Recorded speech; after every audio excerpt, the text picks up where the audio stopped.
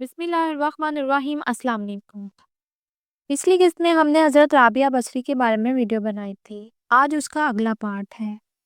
پیارے دوستو، اگر آپ نے پچھلی ویڈیو نہیں دیکھی تو پلیز وہ ضرور دیکھیے گا۔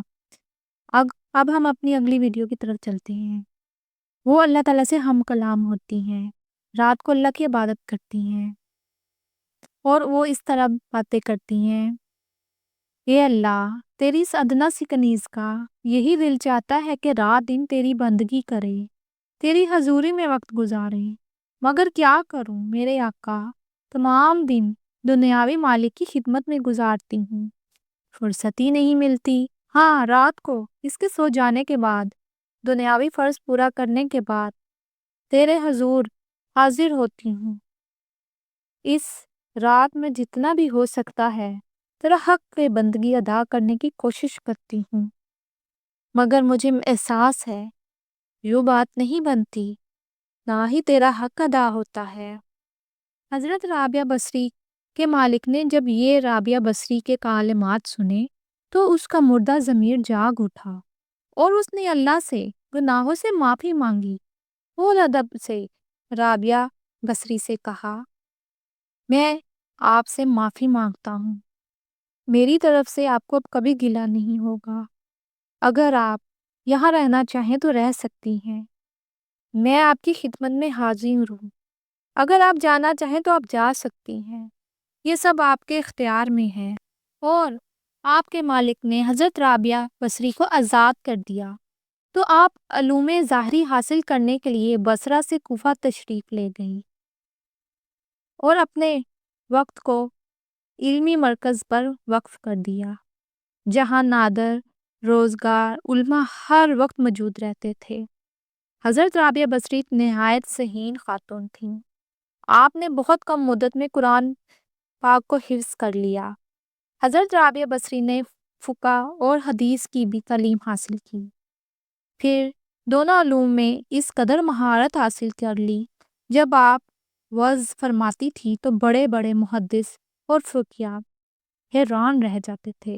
حضرت رابعہ بصری کی بارگاہ معرفت میں بڑے بڑے علماء نیاز مندی کے ساتھ حاضر ہوا کرتے تھے۔ اس میں مشہور بزرگ حضرت امام سفیان ثوری ہیں۔ ایک دن حضرت رابعہ بصری نے دیکھا ایک شخص نے سر پر پٹی باندھ رکھی ہے۔ آپ نے پٹی باندھنے کی وجہ پوچھی اور پوچھا: تمہاری عمر کیا ہے؟ اس نے بتایا 30 سال کے قریب ہے۔ اور اس پٹی کی وجہ کیا ہے؟ تو اس نے بتایا کہ میرے سر میں درد ہے۔ آپ نے پوچھا: کیا تم اتنا عرصہ بیمار رہے یا تندرست؟ اس نے کہا: تندرست۔ تو آپ نے فرمایا: اتنا عرصہ تک تندرستی کے تشکر کی پٹی ایک دن بھی نہ باندھ سکے، اور ایک دن بیمار ہوئے تو فوراً شکایت کی پٹی باندھ لی۔ حضرت رابعہ بصری بہت کم گفتگو کرتی تھی۔ اگر کوئی سوال کرتا تو مختصر سا جواب دیتی۔ ہر بات قرآن کی آیات کے حوالے سے ہوتی اور اکثر جواب میں قرآنی آیات پڑھ کر دیتی۔ لوگوں نے ایسا کرنے پر سوال کیا تو فرمایا: انسان جو کچھ بولتا ہے فرشتے اسے لکھتے ہیں، میں اسی لیے قرآن کی آیتوں کے سوا کچھ نہیں بولتی کہ کہیں میرے منہ سے بری بات نہ نکل جائے جسے فرشتے لکھ لیں۔ میں تو آیتیں ہی پڑھتی ہوں اور فرشتے لکھتے رہتے ہیں۔ روایت میں ایک بار ہے، حضرت رابعہ بصری رضی اللہ تعالیٰ عنہ نے حج کا ارادہ کیا۔ وہ ایک قافلے کے ساتھ اپنے خچر پر سوار ہو کر بیت اللہ کی طرف روانہ ہوئی۔ اتفاق کی بات ہے، رستے میں ان کا خچر مر گیا۔ قافلے والوں نے بڑے عجز و انکسار سے کہا: آپ فکر نہ کریں، ہم آپ کی سواری کا انتظام کر دیں گے۔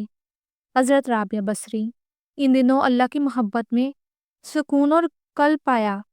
انہیں غم و عالم پسند آنے لگے، ایک روحانی مسکل سا ان پر رہتا، یہاں تک کہ جسم کی تھکن اور تکلیف کا بھی انہیں احساس نہ ہوتا، بلکہ وہ تو اس کیفیت اور جان پر جھیلنے والے عذاب سے لذت محسوس کرتی تھی۔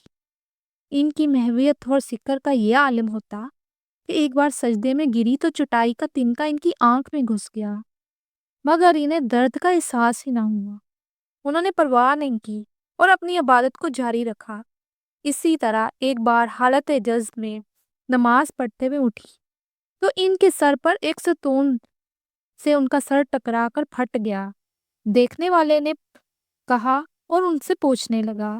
آپ نے بڑے صبر اور تحمل سے جواب دیا، میں دیکھ رہی تھی کہ جو کچھ ہوا ہے اس میں اللہ کی مشیت سے ہوا ہے، اس لیے جو کچھ تم دیکھ رہے ہو اس کا تو مجھے احساس بھی نہیں ہے۔ آپ کا تو خچر مر گیا تھا۔ تو حضرت رابعہ بصری نے کہا، اللہ کے ہوتے ہوئے میرے لیے پریشان نہ ہو، آپ لوگ جائیں، اپنا سفر خراب نہ کریں، مجھے میرے حال پر چھوڑ دیں۔ یہ بات حضرت رابعہ بصری نے ایسے حکم کے انداز میں کہی تھی کہ اہل قافلہ مجبور ہو کر سفر پر روانہ ہو گئے۔ تنہائی پا کر حضرت رابعہ بصری خدا کے حضور سجدے ریز ہوئی اور گڑ گڑا کر عرض کرنے لگی، اے مالک، تو نے اس ادنا کنیز کو اپنے گھر کی زیارت کے لیے بلایا ہے۔ رستے میں میرا خچر مر گیا، اب میں بے بس یہاں صحرا میں پڑی ہوں، کیا میں تیرے ہوتے ہوئے کسی اور کی خوش آمد کروں؟ تو ہر پکارنے والے کی پکار سنتا ہے اور قبول کرتا ہے، تیرے ہوتے ہوئے دوسرے کو پکارنا انتہائی نادانی اور حماقت ہے۔ اے اللہ، کیا تم میرے حال اور پریشان سے باخبر نہیں؟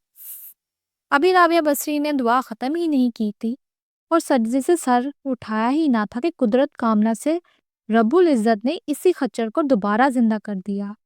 حضرت رابعہ بصری نے پھر سجدہ شکر ادا کیا اور خچر پر سوار ہو کر حج کے قافلے کے پیچھے ہو لی اور جلد ہی نے جان لیا۔ قافلے والے یہ منظر دیکھ کر حیران رہ گئے۔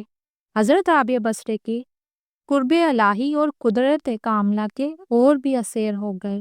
اسی طرح بہت سے لوگوں نے حضرت رابعہ بصری سے سوال کیا، آپ نکاح کیوں نہیں کرتی؟ فرمایا، مجھے 3 باتوں کا اندیشہ ہے، اگر ان سے نجات دلا دو تو مجھے نکاح میں کوئی عذر نہیں۔ اول یہ کہ مرتے وقت ایمان سلامت لے جاؤں گی یا نہیں؟ لوگوں نے کہا، معلوم نہیں۔ آپ رحمت اللہ نے فرمایا، دوسرا یہ کہ میرا اعمال نامہ دائیں ہاتھ میں دیا جائے گا یا بائیں ہاتھ میں؟ لوگوں نے جواب دیا، ہمیں اس کا بھی علم نہیں۔ آپ نے فرمایا، تیسرا یہ کہ قیامت کے دن ایک گروہ کو جنت میں داخل کیا جائے گا اور ایک جہنم میں، تو آپ بتائیں کہ میں کس جانب ہوں گی؟ لوگوں نے کہا، ہمیں علم نہیں۔ حضرت رابعہ بصری نے فرمایا، تو جسے اس قدر غم ہو وہ عورت شوہر کی خواہش کیسے کر سکتی ہے؟ ایک مرتبہ بصرہ کے کچھ لوگ آپ کی خدمت میں حاضر ہوئے اور کہنے لگے، اے رابعہ، اللہ تعالیٰ نے مردوں کو 3 فضیلتیں دی ہیں جن سے عورتیں محروم ہیں۔ اول یہ کہ مرد کامل عقل ہوتے ہیں جبکہ عورتوں کو ناقص العقل قرار دیا گیا ہے۔ یہی وجہ ہے کہ 2 عورتوں کی گواہی ایک مرد کے برابر ہوتی ہے۔ دوم یہ کہ عورتیں ناقص الدین ہوتی ہیں اور اسی وجہ سے کہ ہر ماہ ان کو چند دن نماز سے محروم رہنا پڑتا ہے۔ سوم یہ کہ اللہ تعالیٰ نے نبوت ہمیشہ مردوں پر کو دی ہے اور آج تک کوئی عورت نبوت کے منصب پر فائز نہیں ہوئی۔